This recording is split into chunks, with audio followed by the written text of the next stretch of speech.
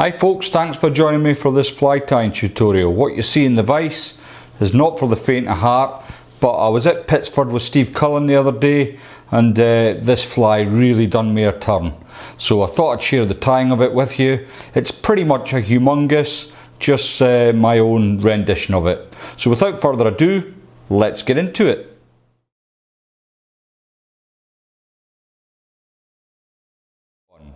So the hook in the vise is a Hanak H950 barbless hook. This is the size 8 packet. This is actually a size 10 hook and it's the extra long shank. But I've run out of the hooks, so the packet's gone in the bin unfortunately. Now I've already, you might notice that I've got my eyes on, and the eyes are simple enough. You get this chain bead from B&Q or any sort of hardware store. Get yourself a set of wire cutters and you simply cut off a pair of chain bead eyes, as you see here. Now I've already lashed these to the hook, and what I've done is I've given it a coat of super glue and set it to the side to dry. So it's been figure eighted over with some thread, and the thread I used was this is actually UTC. It's black and it's at 140 denier. Now to get this fly started, I'm just going to add a little bit of wax to my thread and catch in just behind my bead eyes. I'm going to run that thread down the shank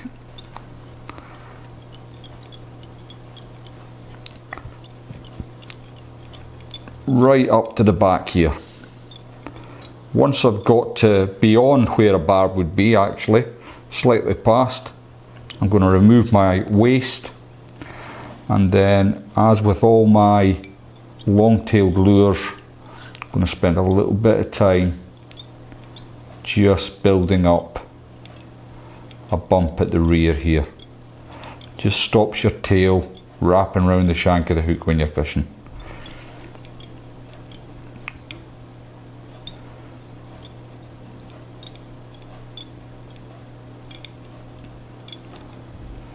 There we go, that should do the job. Now first thing I'm going to add is a little bit of flash. This is a pink sparkle material. I believe I got it from Rutland Water some years ago, but the packet's gone. But it's pink and it's got different sort of colours, little bits of silver in it as well. So what I want from this is approximately twice the length of the shank.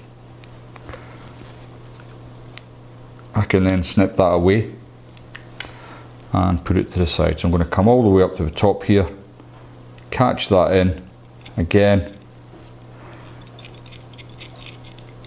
just behind the eye, and as I'm coming back I'm pulling on this sparkle stuff just to make sure it sits on top of the shank. Now there's some bits and bobs at the end here, I can just trim them away, but pretty much that's looking pretty good. I'm fairly happy with that. Next thing I want to do then is bring in my next wing, and what I'm going to use is some pink Marabou.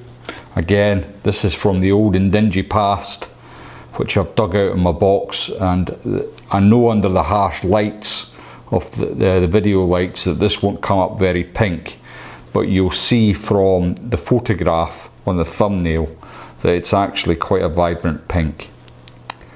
And so I'm going to grab that, give it a little twist, remove the waist, and I want that to be slightly longer than my sparkly tail. I'm not used to tying flies this big actually, so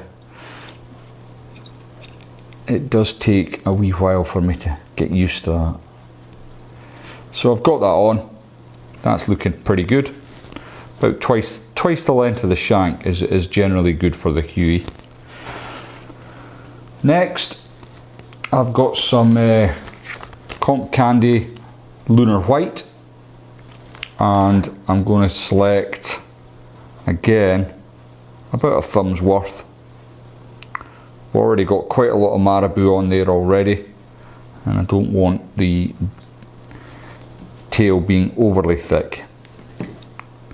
I'm going to come in and catch that on next, like so. It is a real beast of a fly, this, and they're great fun to tie, Hueys, actually. You get a lot of fun tying them. So there's the tail, and you're going to get lots of movement in that. Even the sparkly material is very thin. The movement will be fantastic in this fly. So I'm just going to wet my thumb and forefinger just to slick it back. Just makes working on the body that little bit easier. So what we need next is a silver rib, and what I'm going to use is some of the Venyard No22. It's quite a thin rib, but it's just to hold my hackle into place. So take a little bit of that and just catch that in on my side.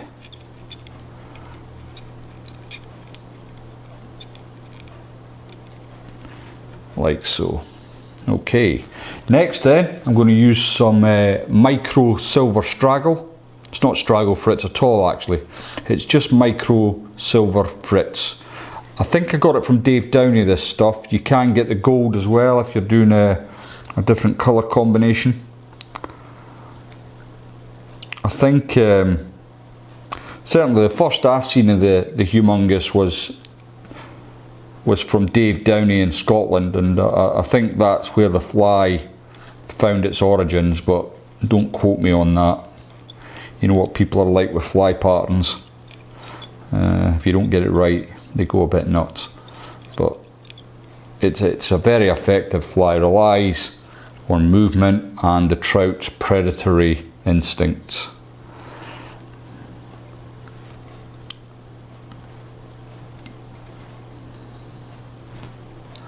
So every time I turn the fritz, I'm just slicking back the material with my thumb and forefinger, just to give me that nice dense body. As I say, this fly is all about the movement. In fact, most lures, actually, when I'm tying lures, I'm always thinking how much movement am I going to get in the fly, because that's half your battle. Catch that in just in behind the eye. Once you've got it into place, a couple of wraps, then you can remove your waste. Now I've got some lovely capes now. I've picked them up over the years, but what you want for this is a cheap and nasty. So I've got this old Indian cock cape. It's very soft, and that's the kind of feather you want. You don't want an expensive cape for this pattern. So pick out a feather. I'm going to choose this one. And what you're looking for is these soft hackles to fold back in the water, and as you're fishing, when you pause, it'll spring out, giving you that movement, which I keep going on about, but it is essential for the pattern. So I've just cleared off some of the waste there, and I'm going to remove that. A little bit of wax onto my thread, just to help me catch the stock in. And then I'm going to come over, just make sure I've got that in place. Find your hackle pliers, catch the tip of the feather. Now the first turn I like to bring around on itself. Just, if it's not opening out for you, just give it a little bit of encouragement. And then you want to get approximately four turns of hackle up a body this length, like so. And as you bring it round for the last time, grab your wire rib, he says, missing it 4 times, and just catch that in. Once you've got a hold of the wire rib and you're sure you've caught it in, you can then wind up the body. Don't worry if you catch some fibres. it's not going to make any difference to the price of fish. If you can obviously weave through a little bit, that would help, but don't be overly worried. Catch in your wire rib. Keeping tension on your thread, you can then twist that away. Next, what I like to do, like my thumb and forefinger in my left hand, get everything back out the way. Get all them stray fibres to come to the rear and just get a few wraps to hold them in place. Then you can come in with your scissors and remove your waste there. So you can see this it's really soft, it's going to spring out, it's going to get lots of movement, white and pink. It's a great colour combination. It really provokes the aggressive instincts in trout. Okay, now usually you could come to the front here and just finish off with a whip finish, but what I'm going to do is add the tiniest dubbing loop and add some of this stuff. Now it's just it's actually stuff I got for the river. It's pretty much just UV flash, but what I do is take it, break it up in my fingers to create a little dubbing. It's like angel hair, but it's just a sort of purple hue to it. I'm going to catch that in my clip like so. Next then, what I want to do is just separate my thread. So needle in behind,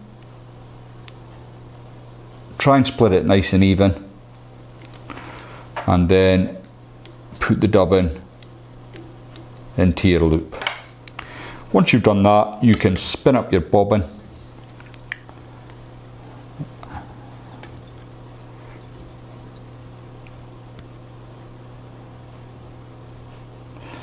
and make a right hash of it. No, spin up the bobbin and that should hold together now. So pull everything back, all your hackle back, couple of turns in behind the eye, and then a crisscross over your beaded eyes. Then to finish, tiny little bit of UV resin.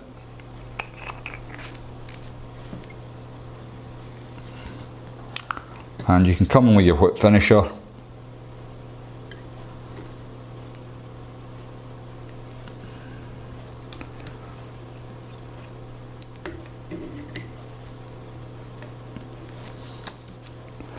And finish off.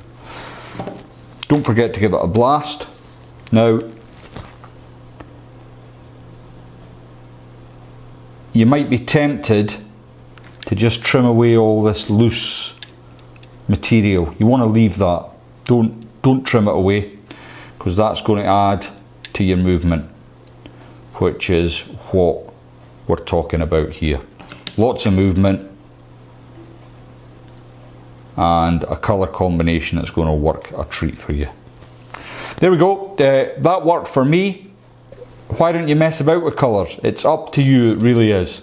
If you haven't subscribed to the channel, please think about clicking the button, and I'll see you all next time.